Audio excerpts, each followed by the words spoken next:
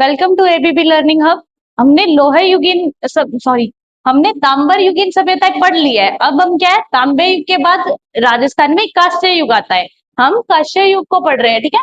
तांबर युग हमने मध्य पाषाण कालीन स्थल पढ़ लिए थे, पूरा पाषाण कालीन और नव पाषाण कालीन। तो स्थल राजस्थान में नए के बराबर अवशेष मिलते हैं, तो नव पाषाण की बजाय हमने सीधा ताम्र पाषाण किया। हमने क्या किया, स्टार्टिंग में क्या है, मध्य पाषाण युग पढ़ के सीधा ताम्र पाषाण कर लिया, क्योंकि नव पाषाण के ना नए के बराबर हमें क्या है, स्थल मिलते अवशेष मिलते हैं राजस्थान में। तो उसके बाद हमारा डायरेक्ट क्या आ गया, ताम्र युग। तो ऐसा माना जाता है कि राजस्थान में मध्य पाषाण काल के बाद सीधा ताम्र युग आया था। थोड़े बहुत अवशेष मिलते हैं, तो कुछ खास ऐसा मिलता नहीं है। तो हमने ताम्र युगीन सभ्यता की। उसके बाद आता है हमारा कांस्य युग। कांस्य युग के बाद आएगा लोहा युग। तो हम कांस्य युगीन सभ्यता पढ़ रहे हैं, यानी कांस्य युगीन सभ्यता सबसे, यानी हड़प्पा सभ्यता स्थल पढ़ रहे हैं, ठीक है। और हड़प्पा में राजस्थान का क्या है, हड़प्पा सभ्यता में राजस्थान के स्थल पढ़ेंगे हम, ठीक है। हड़प्पा सभ्यता के राजस्थान में स्थल, यानी हड़प्पा सभ्यता के समान अवशेष राजस्थान में कहाँ कहाँ मिले हैं, ठीक है, वो पढ़ेंगे हम। तो सबसे इंपॉर्टेंट कांस्य युगीन सभ्यता में सबसे ज्यादा इंपॉर्टेंट एक जो है हमारी सभ्यता, कालीबंगा सभ्यता, जो सबसे इंपॉर्टेंट है। इनमें जितनी भी सभ्यता पढ़ी है उनमें सबसे इंपॉर्टेंट कांस्य युगीन सभ्यता में कालीबंगा सभ्यता है हमारी। इसमें 3-4 सभ्यताएं छोटी छोटी, कालीबंगा एक है, थोड़ी हम पूरी डिटेल से पढ़ेंगे। उसके बाद चौथी सभ्यता ये वगैरह, ये हम धीरे धीरे कर लेंगे सारी। तो आज हम पढ़ेंगे हड़प्पा सभ्यता स्थल में कालीबंगा। हम आज कर रहे हैं अपनी कालीबंगा सभ्यता।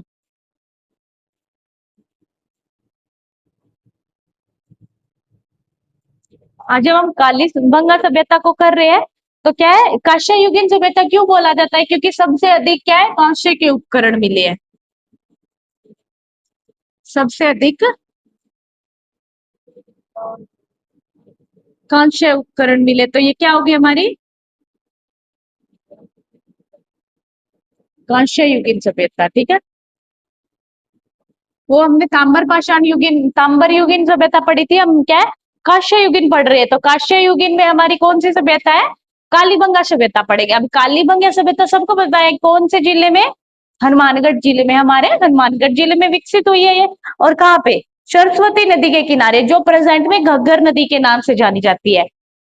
और कालीबंगा सभ्यता जब स्टार्टिंग में थी वो श्री गंगानगर जिले में थी, क्योंकि उसके बाद हनुमानगढ़ अलग होके बनता है एक नया डिस्ट्रिक्ट, और उसमें कालीबंगा आती है। तो पहले गंगानगर में और उसके बाद हनुमानगढ़, तो हमें हनुमानगढ़ याद रखता है। कौन सी नदी के किनारे विकसित हुई है, जो दमती नदी, सरस्वती नदी, जिनको क्या प्रेजेंट में हम वर्तमान में घग्गर नदी के नाम से जानते हैं, ठीक है। नदी घाटी के किनारे, ठीक है। और कौन से जिले में, अगर प्रेजेंट में हम बात करें तो हनुमानगढ़ में है ये, ठीक है। पहले श्रीगंगा, ये काम की है नहीं बट हम सीख लेते हैं, नहीं पहले श्रीगंगानगर में थी, बट उससे अलग होके हनुमानगढ़ जब नया डिस्ट्रिक्ट बना, तब कालीबंगा हनुमानगढ़ में आने लगी, इससे पहले श्रीगंगानगर, ठीक है।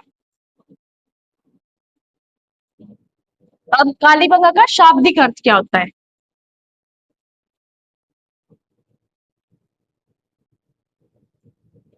तो काली बंगा, काली का मतलब काला ही होता है, काली होती है। बंगा का मतलब पंजाबी में और सिंधी भाषा में क्या है, चूड़ियों को बंगा बोल देते थे। तो यहाँ पे क्या है, काले रंग की चूड़ियां बहुत ज्यादा मिली है, तो इसलिए इसका क्या नाम रख दिया, काली बंगा। यानी काली चूड़ियों की अधिकता के कारण इसको क्या बोला गया, काली बंगा। तो इसका शाब्दिक अर्थ क्या बनता है, काले रंग की चूड़ियां।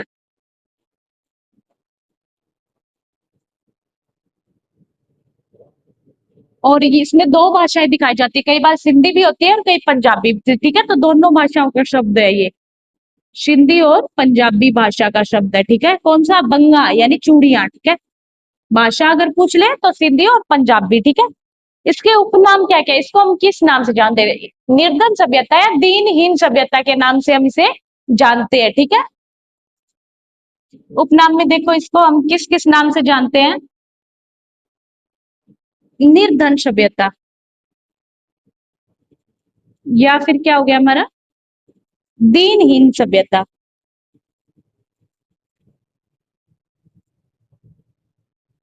सॉरी, दीनहीन बस्ती। क्यों बोलते हैं इसको? क्योंकि यहाँ पे ज्यादा क्या है, कच्ची ईंटों का प्रयोग हुआ था, यानी कच्ची ईंटों के प्रयोग के कारण इसको दीनहीन बस्ती बोल देते हैं। ठीक है, कच्ची ईंटों के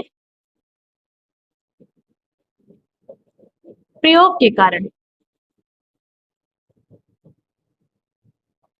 ये हो गया कालीबंगा सभ्यता, दोष द्रष्टोग्ती या सरस्वती नदी के किनारे, जो वर्तमान में घग्गर नदी के नाम से जानी जाती है, उसके नदी घाटी के किनारे विकसित हुई थी। फिर आता है कि कहाँ पे, हनुमानगढ़ जिले में पड़ती है कालीबंगा। और इसका अर्थ क्या होता है, शाब्दिक अर्थ, काले रंग की चूड़ियां। भाषा अगर पूछ ले तो काले रंग की चूड़ियों को बंगा बोला जाता है पंजाबी भाषा में, तो इसलिए बंगा यानी चूड़ियां।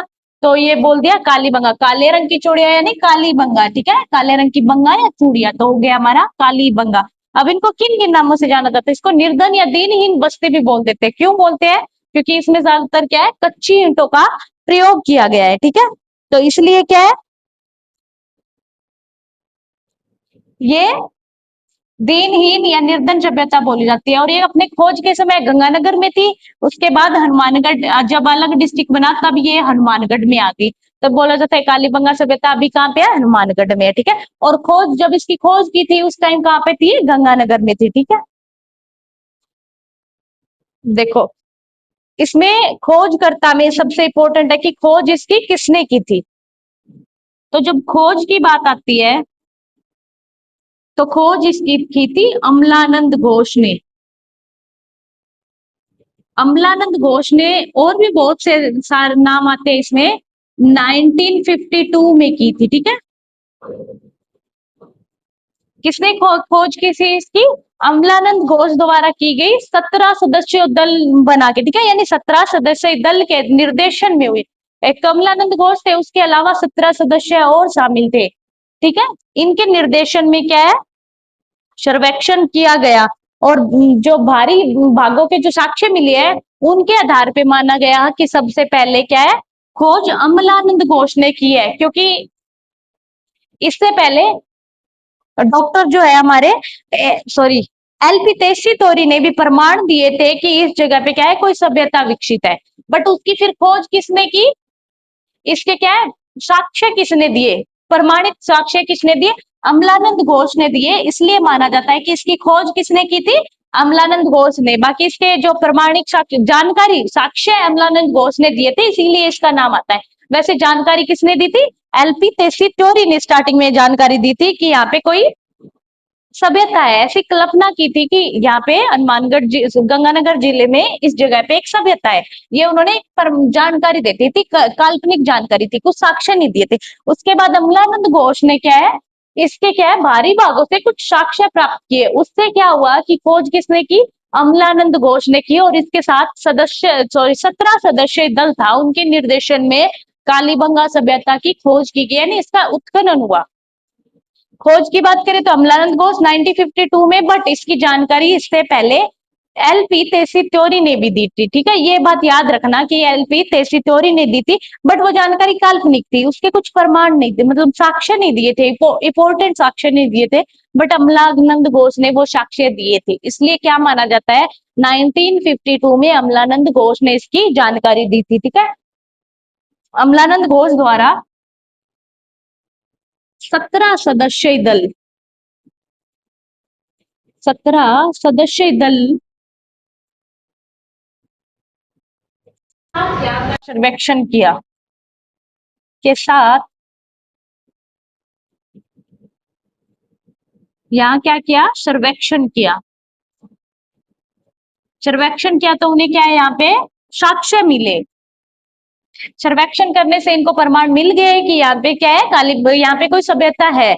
उसमें काली रंग की चूड़ियां ज्यादा थी, काली रंग की चूड़ियों की अधिकता के कारण उसको क्या बोल दिया, कालीबंगा। तो इसीलिए बोला जाता है कि इसकी खोज किसने की थी, अमलानंद घोष ने। एलपी तेसी थोरी ने जानकारी दी थी कि हो सकता है यहाँ पे कोई सभ्यता हो सकती है, बट कोई जो है इंपॉर्टेंट साक्ष्य नहीं दिए थे। लेकिन अमलानंद घोष ने क्या है, अपनी 17 सदस्यीय दल बना के उनके साथ सर्वेक्षण किया और बाहरी भागों में बहुत सारे साक्ष्य मिले उनको, ठीक है।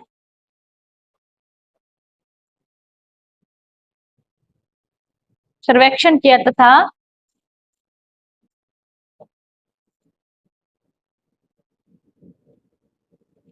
बाह्य भागों के साक्ष्यों के आधार पर, भागों के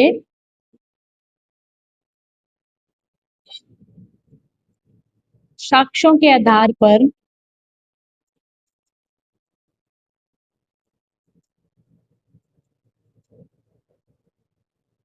बात की। इस कारण क्या है,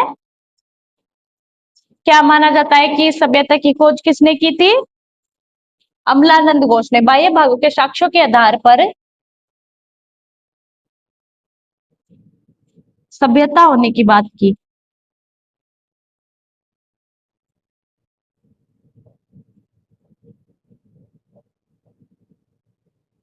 इसलिए खोजकर्ता किसको मान लिया गया? इस कारण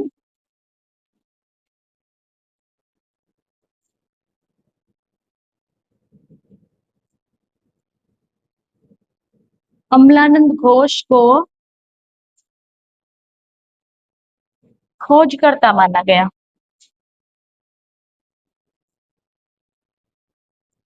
खोजकर्ता माना गया। यद्यपि अल्पितेशी थ्योरी, यद्यपि एलपी तेशी थ्योरी ने भी क्या कही थी, यहाँ पे सभ्यता होने की काल्पनिक जानकारी दी थी, ठीक है। तेशी थ्योरी ने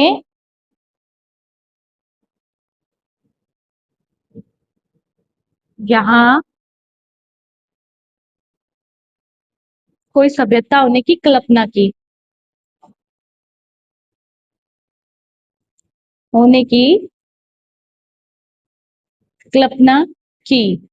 यानी पहले, इससे पहले एलपी तेशी थ्योरी ने बता दिया था कि यहाँ पे कोई सभ्यता हो सकती है, बट वो काल्पनिक थी, उसके कुछ साक्ष्य नहीं दिए थे उन्होंने, कुछ इंपॉर्टेंट साक्ष्य नहीं दिए थे, ठीक है। प्रमाणित जानकारी तो दी थी, बट फिर उसके बाद क्या है, 1952 में अमलानंद घोष ने क्या है, 17 सदस्यीय दल एक बैठक बनाई, उसमें उसके मतलब 17 सदस्यीय दल के साथ सर्वेक्षण किया। तो उसके ना कालीबंगा सभ्यता के बाहरी भागों से क्या है, बहुत सारे साक्ष्य मिले और उन साक्ष्य के आधार पर सभ्यता होने की बात की। यानी साक्ष्य मिलने के बाद उसने बोला कि हाँ मेरे पास साक्ष्य है, यहाँ पे कोई सभ्यता है। तो इसीलिए खोजकर्ता किसको मान लिया गया? अमलानंद घोष को, ठीक है। यह भारत का दूसरा पुरातात्विक स्थल है जो स्वतंत्रता के बाद खोजा गया। इससे पहले जैसे पाकिस्तान में बहुत सारे खोजे गए थे, उसके बाद क्या हो गया, अलग बन गया, भारत अलग हो गया। और जो हमारी हड़प्पा सभ्यता वो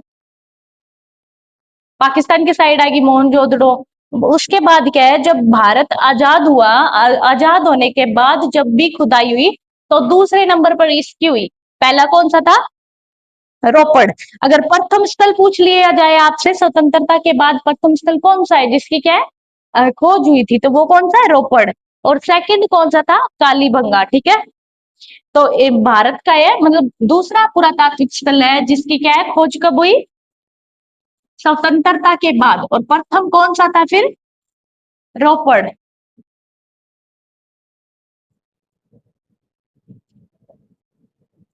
कई जगह पे तो कालीबंगा सभ्यता को प्रथम स्थल बता दिया जाता है, बट ये रॉन्ग इंफॉर्मेशन है, क्योंकि उससे पहले रोपड़ जो है हमारी, उसकी खोज हो चुकी थी और ये पुरातात्विक स्थल सेकंड नंबर का है जो आजादी के बाद यानी भारत के स्वतंत्र होने के बाद खोजा गया। पहला कौन सा था? रोपड़।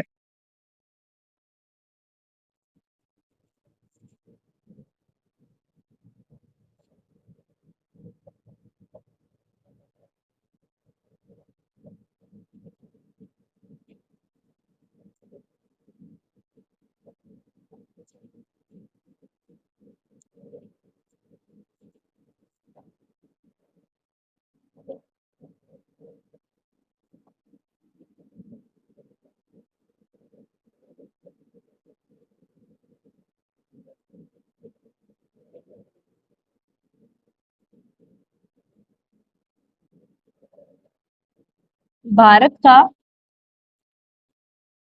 दूसरा पुरातात्विक स्थल है जिसके क्या है खोज भारत के आजाद होने के बाद यानी स्वतंत्रता के बाद की गई। भारत का दूसरा पुरातात्विक स्थल है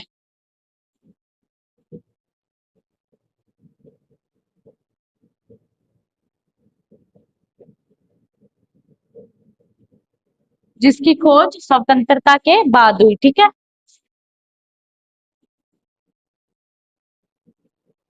जिसकी खोज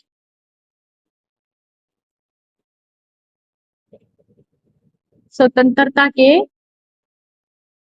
बाद की गई।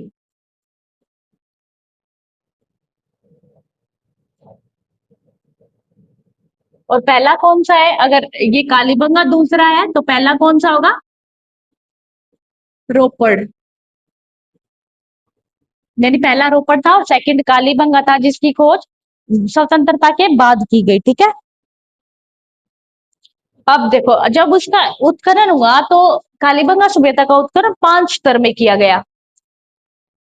5 स्तर में किया गया तो प्रथम 2 जो स्तर है वो हड़प्पा से भी प्राचीन थे। यानी हड़प्पा सभ्यता है उससे भी प्राचीन थे। और बाद के जो 3 स्तर है उनमें हड़प्पा कालीन अवशेष मिले हैं। यानी 5 स्तर में इसका क्या है उत्खनन हुआ, 5 स्तर सामने आए। ठीक है, उत्खनन में 5 स्तर सामने आए।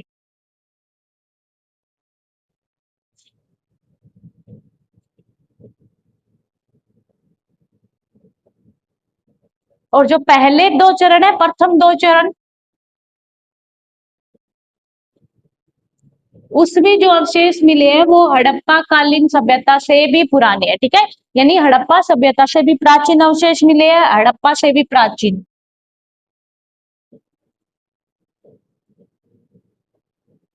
यानी ऊपर के 2 जो हमारे स्तर है उनको हड़प्पा से भी प्राचीन माना जाता है और निचले 3 स्तर है उनमें क्या है हड़प्पा के समान ही अवशेष मिले। यानी जो हड़प्पा सभ्यता में मिले थे सेम यहाँ कालीबंगा सभ्यता में मिले थे। ठीक है, जितने अवशेष कालीबंगा सॉरी हड़प्पा सभ्यता में मिले थे उससे मिलते जुलते अवशेष ही हमें कालीबंगा सभ्यता में मिलते हैं। ठीक है, इसलिए उसकी तुलना हड़प्पा सभ्यता से की जाती है। प्रथम 2 चरण में हड़प्पा से भी प्राचीन इसमें क्या मिले थे, अवशेष मिले थे। और नीचे के जो तीसरे चौथे और पांचवें स्तर में क्या है, तीसरा चौथा और पांचवें, इन स्तर में क्या मिला था फिर, हड़प्पा सभ्यता के समकालीन ही मिला था। यानी जो अवशेष हमने वहां पे मिली थी उसी के समकालीन सामग्री मिली थी। ठीक है,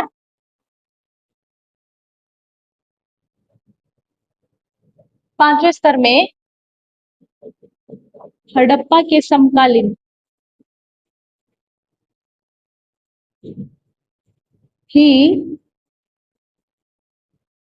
सामग्री मिली थी।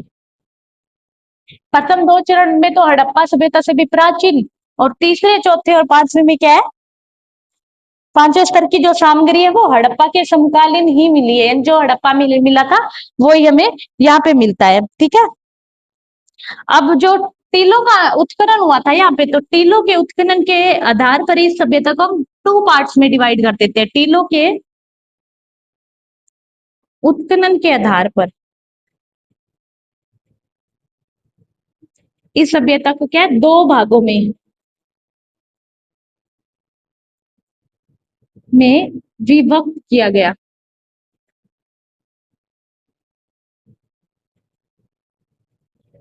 कौन से थे आप देखो, प्रथम 2 चरण थे उनको हमने क्या बोल दिया, यानी नीचे के 2 स्तर प्राक हड़प्पा सभ्यता, क्या बोल दिया, प्राक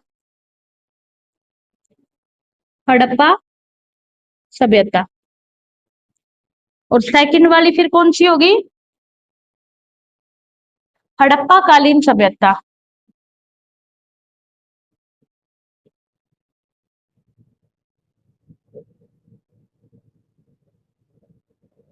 तो अब देखो कैसे डिवाइड किया है, जैसे बोला कि 5 स्तर में इसका क्या है उत्खनन हुआ तो प्रथम 2 चरण थे उनमें हड़प्पा से भी प्राचीन अवशेष मिले और सेकंड वाले में हड़प्पा के समकालीन मिले। तो उन्हीं के आधार पर इनको हमने जो प्राचीन है, हड़प्पा से भी प्राचीन अवशेष मिले, उनको प्राक हड़प्पा सभ्यता में रख दिया, ठीक है। और जो हड़प्पा के समकालीन मिले हैं वो हड़प्पा सभ्यता, सॉरी, हड़प्पा कालीन सभ्यता के अंतर्गत आ गया, ठीक है। तो इसीलिए दो पार्ट्स में क्यों डिवाइड किया, क्योंकि हड़प्पा से भी प्राचीन अवशेष मिले, वो प्राक हड़प्पा सभ्यता, और जो हड़प्पा के समकालीन है वो हड़प्पा कालीन सभ्यता, ठीक है। इनमें क्या है, नीचे के दो स्तर की खुदाई हुई, नीचे के दो स्तर की खुदाई में जो अवशेष मिले हैं वही प्राक हड़प्पा सभ्यता के अवशेष है, ठीक है। नीचे के दो स्तर की खुदाई, और इसमें ऊपर के तीन, ठीक है, ऊपर के तीन है उनमें हड़प्पा कालीन सभ्यता। ऐसे होता है ना उत्खनन, जैसे ये धरती है 1 2 3 4, 1 2 3 4 5, तो ऊपर के पहले पहले ऊपर के तीन हुए, तो इन तीनों में क्या है, हड़प्पा कालीन सभ्यता मिला। फिर जैसे जैसे नीचे खुदाई हुई फर्स्ट और सेकंड में प्राक हड़प्पा, यानी हड़प्पा से भी प्राचीन अवशेष मिले, तो नीचे के दो स्तर कौन से हो गए, प्राक हड़प्पा सभ्यता, और ऊपर के तीन कौन से हो गए, हड़प्पा कालीन सभ्यता के समकालीन, ठीक है।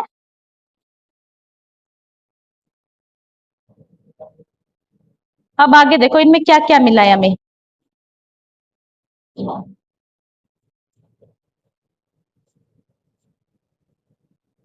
इस सभ्यता को है ना दशरथ ने तीसरी राजधानी भी कहा है।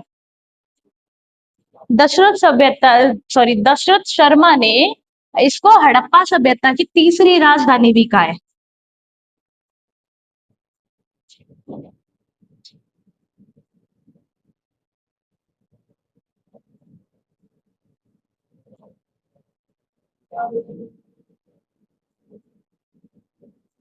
दशरथ शर्मा ने हड़प्पा सभ्यता की तीसरी राजधानी भी कहा है, किसे, कालीबंगा सभ्यता को, ठीक है।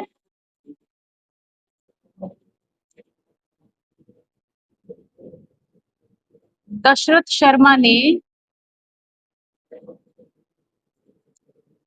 हड़प्पा सभ्यता की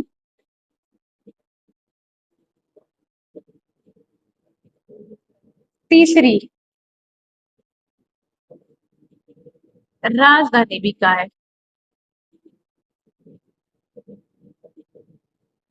ऐसे याद रखना, दशरथ और तीन, कौन सी राजधानी बोला, दशरथ से याद आ गया ना, राम के पिता दशरथ जिनकी तीन रानियां थी, तो उसी के दशरथ की, दशरथ ने इसे कौन सी राजधानी बोला है, तीसरी राजधानी। ऐसे याद हो जाए, दशरथ से याद रह जाएगा तीसरी, क्योंकि श्री राम के पिताजी दशरथ थे, दशरथ के तीन रानियां थी, तो याद रह जाएगा इजीली। यानी दशरथ शर्मा ने हड़प्पा कालीन को क्या है, इसको, सॉरी, कालीबंगा को कौन सी सभ्यता बोला है, हड़प्पा कालीन की तीसरी सभ्यता बोला है, ठीक है।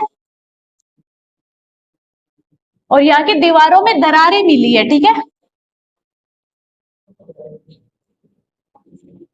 मकानों की दीवारों में दरारें मिली है, ठीक है। मकानों की दीवारों में दरारें मिली है, ठीक है। अब दरारें मिली है, इससे ये बोला जाता है कि यहाँ पे क्या है, भूकंप आया था। भूकंप, दरारें, भूकंप आने से दरारें पैदा हुई, इसीलिए बोला जाता है कि सर्वप्रथम विश्व में भूकंप के साक्ष्य कौन सी सभ्यता से मिले हैं, तो कालीबंगा सभ्यता से क्या है, सर्वप्रथम भूकंप के साक्ष्य यहीं से मिले थे, ठीक है। भूकंप के साक्ष्य मिले, घरों में दरारें मिली, तो इससे अंदाजा लगाया जा सकता है कि यहाँ पे भूकंप आया हुआ था, और भूकंप आने से क्या है, ये सभ्यता मिट्टी होगी, ठीक है, उजड़ी होगी, यहाँ के लोग, भूकंप आने से ये सभ्यता उजड़ी होगी, ये अनुमान लगाया जाता है। तो सर्वप्रथम भूकंप के साक्ष्य मिले हैं विश्व में, सर्वप्रथम अगर पूछ लिया जाए आपको भूकंप के साक्ष्य कहाँ मिले हैं, तो कालीबंगा सभ्यता में मिले हैं, ठीक है। इसे दीनहीन बस्ती भी कहा गया है, क्यों कहा गया है, क्योंकि कच्ची ईंटों का प्रयोग करते थे और सड़कें समकोण पर काटती थी, सड़कें समकोण पर काटती थी। सड़कें किस में काटती थी, समकोण पर। और इनके जो है घर के दरवाजे सड़क की ओर नहीं खुलते थे, उसके पीछे की साइड मोहल्ले में खुलते थे, ठीक है। यहाँ के लोग के कालीबंगा सभ्यता के जो घर के दरवाजे होते थे वो सड़क की तरफ नहीं खुलते थे, उस पीछे की तरफ खुलते थे, ठीक है। यहाँ पे क्या है, दो फसल एक साथ उगाने के प्रमाण भी मिले हैं। तो ऐसे बहुत सारे प्रमाण मिले। यहाँ से मस्तिष्क के प्रमाण भी मिले। मस्तिष्क यानी सर्जरी के, एक बच्चे का क्या है खोपड़ी मिली, उसमें 6 छेद मिले हैं। तो इससे अंदाजा लगाया कि यहाँ पे लोग क्या है शल्य चिकित्सा से भी परिचित थे, ठीक है। और यहाँ पे क्या है फसलों के फसलों को उगाने के प्रमाण मिले हैं, बट एक साथ दो फसलों को उगाया जाता है ऐसे प्रमाण भी कालीबंगा सभ्यता से मिले हैं। यानी एक साथ दो फसल उगाने के प्रमाण भी मिले हैं यहाँ से। और लकड़ियां की नाली मिली है, यानी घरों में नाली के अवशेष नहीं होते थे, बट जो बाहर सड़कों पे जो नालियां आती थी वो ढकी हुई, बट लकड़ी की नाली थी, तो लकड़ी लकड़ी की नाली के अवशेष भी मिले हैं यहाँ से, ठीक है।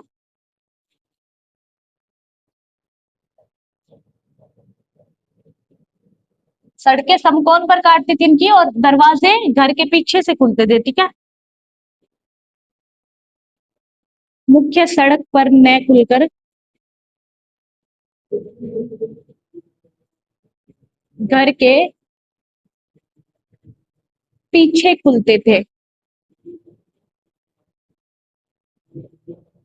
और क्या है, एक साथ दो फसल उगाने के प्रमाण भी यहाँ पर मिले हैं, ठीक है। एक साथ दो फसल उगाने के साक्ष्य मिले हैं यहाँ पर। और मंदिरों के अवशेष नहीं मिले हैं यहाँ पे, यानी इस सभ्यता से मंदिरों के अवशेष मिले ही नहीं है, ठीक है।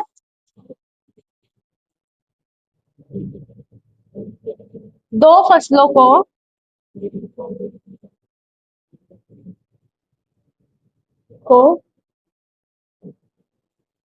दो फसलों को एक साथ उगाने के प्रमाण मिले हैं, साक्ष्य मिले हैं।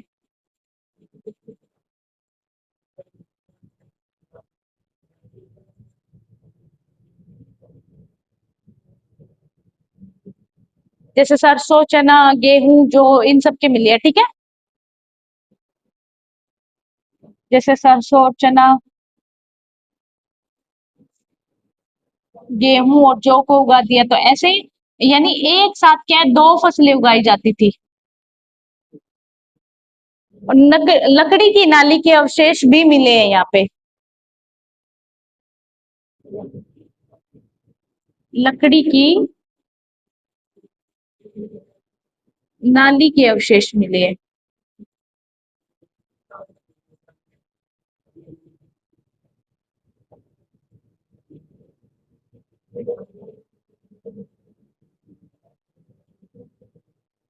यहाँ से मस्तिष्क शोध शल्य चिकित्सा के प्रमाण भी मिले। अब कैसे मिले हैं, यहाँ से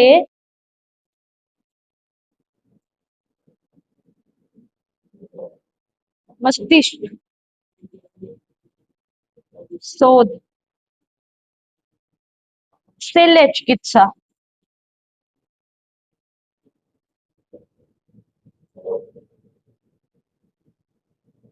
के भी प्रमाण मिले हैं। कैसे मिले, यहाँ पे क्या एक खोपड़ी में 6 छेद मिले हैं, ठीक है। एक खोपड़ी में 6 छेद की एक खोपड़ी मिली है, ठीक है। 6 छेद वाली एक खोपड़ी मिली है।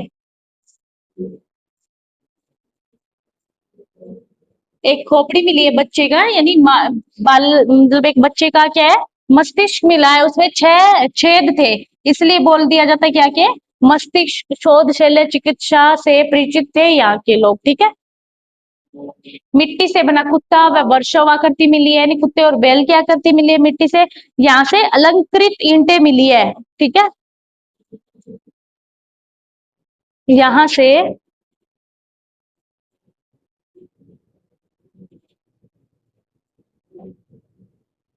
अलंकृत ईंटें मिली है। यहाँ से और क्या मिला है, अलंकृत ईंटें मिली है।